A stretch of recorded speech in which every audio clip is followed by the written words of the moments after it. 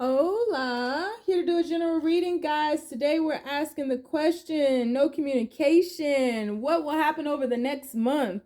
Once again, we're asking no communication, what will happen over the course of the next month? We will do an extended read on this where I will free flow and we will just see what we need to see. So if you like to take advantage of that, you can find all the links for that down below. Keep in mind, this is a general reading, guys. May not resonate with everyone. Should it resonate with you, please like, share, subscribe to the channel, and leave your comments. Give me that thumbs up because YouTube be tripping. If it doesn't fit, don't force it. If it doesn't fit, let it fly. If it doesn't fit, you must quit. Take the bits and pieces that resonate with you. Leave everything else on the dance floor and moonwalk your jive ass on away from it. If you'd like to get a personal reading with me, all of the information for that can be found down below. If you'd like to book a life coaching session with me, because I am a certified professional life coach, meaning I went to school to study the art of life coaching, you can find that information down below as well. If you're interested in about 80% of the decks that I use on this channel, you can find them linked down below. And if you'd like to donate to the channel in any type of way, you can find my Amazon wish list as well as my Cash app and everything else down below. Thank you to everybody who's donated here recently, donated to my overall health, my surgery, everything. I appreciate you all.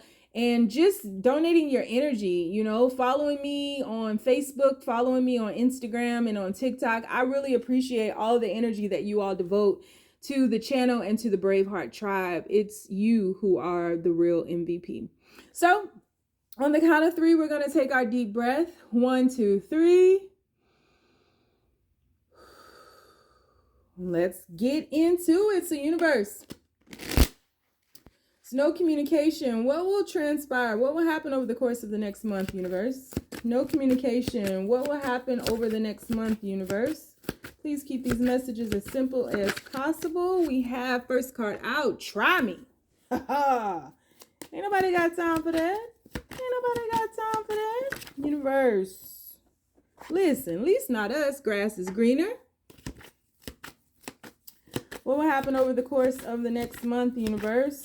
People who are viewing this, what will happen over the course of the next month between their person and them? What will happen over the course of the next month, universe? What will happen over the course of the next month, universe? Whoa. What will happen over the course of the next month, universe? And we have teasing. Touch me, tease me. Frigid. Ooh, y'all ain't playing. Okay. Universe, over the course of the next month, what will happen? No communication, universe. What will happen over the course of the next month? Please keep these messages as simple as possible. First card out. 2 of Swords.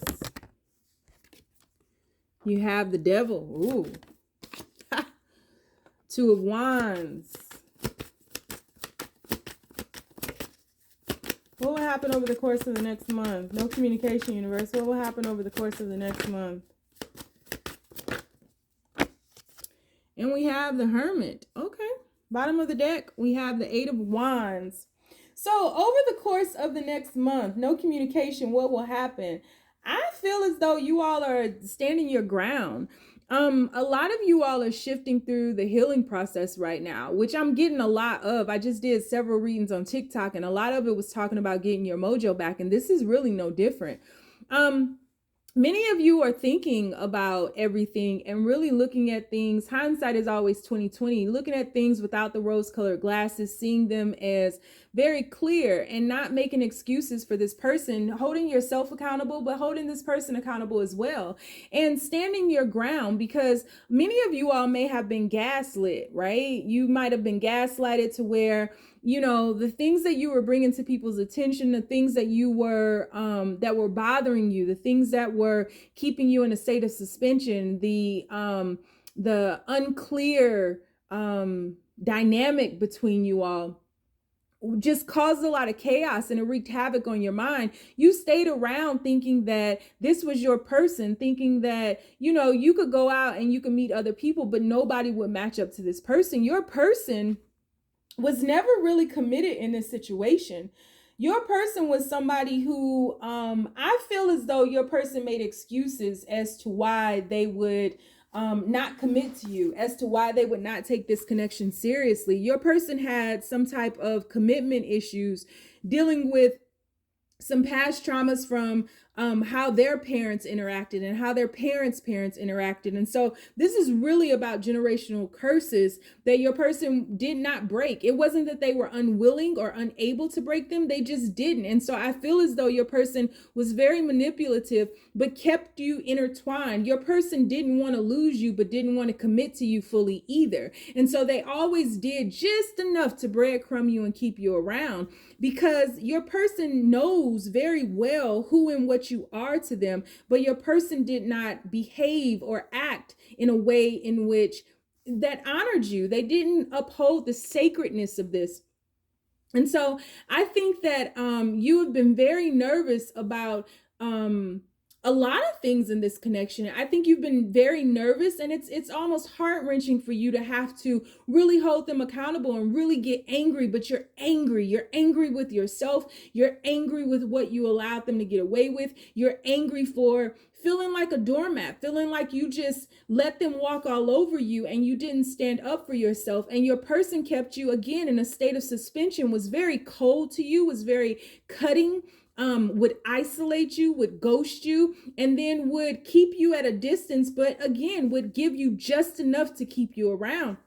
And so that's been the dynamic for a very long time. And that's exactly what you've been reviewing. That's exactly what you have been taking into account. You have been really looking at this situation and seeing it for what it really is and not making excuses for that. And now that you are becoming more clear, I think that there is a little bit of apprehension about moving on, because there's something in the back of your mind, because you guys are so entangled within one another.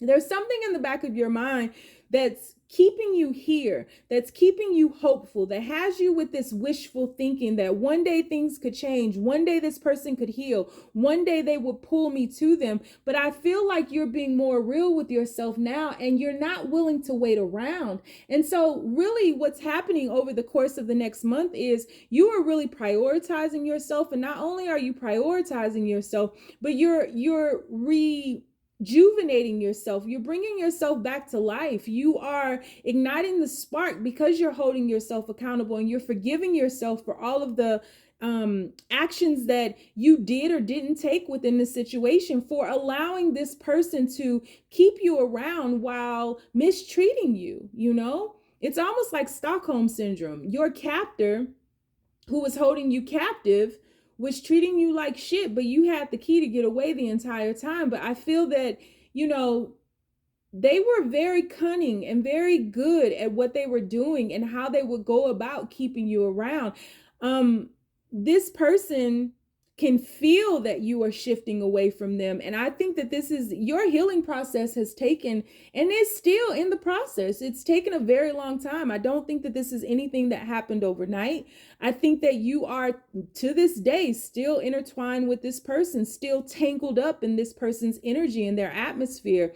And I do feel that this person is going to reach out to you again over the course of the next month, because this person, that's the dynamic that they always have. Now, whether or not this person is truly changed, I don't know. I just think that you have changed. And when this person does decide to reach out to you again, when this person does decide, because this person really held your inner fire in their hands, right? They were very capable and very willing to put it out whenever they wanted to make you feel like, you know, maybe they really did a number on your self-esteem, on your vulnerability, on your transparency, on your heart. And they held your fire in their hand, and they would put it out whenever they wanted to. And then they would come back, and they knew exactly how to reignite it. And so that's been a dynamic and a shift that is happening right now, is you shifting outside of the on again, off again. That no longer satiates anything in your life. That no longer keeps you stuck in this situation. You are remembering yourself over the course of the next month.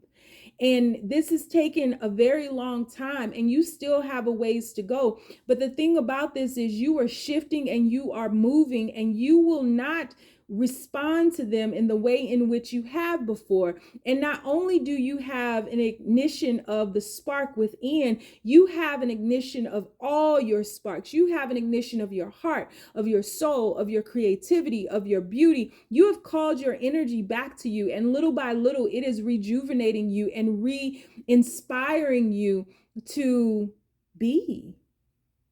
And so when this person reaches out to you, I don't think that you will be very open. I don't think that you will be very receptive. I don't think that you will cut them off, but I don't think that you will welcome them in maybe how you have before, knowing that, you know, they were keeping you at a distance, knowing they were breadcrumbing you, and just accepting whatever it is they would give you because you were making excuses for whatever darkness this person was embracing. You made excuses for that. You allowed them to do what it was that they were doing, and that no longer is enough for you. And so when they reach back out to you, I think that you will be very quick to shift on. Whatever they say, you won't feed into it. It won't light you up. I think that it will make you become very guarded instantly, and it will beckon you to rise up and to stand up for yourself and to be open and honest with them, not lovey-dovey, not rose-colored glasses, not allowing them to do whatever they want to you and to give you whatever they want.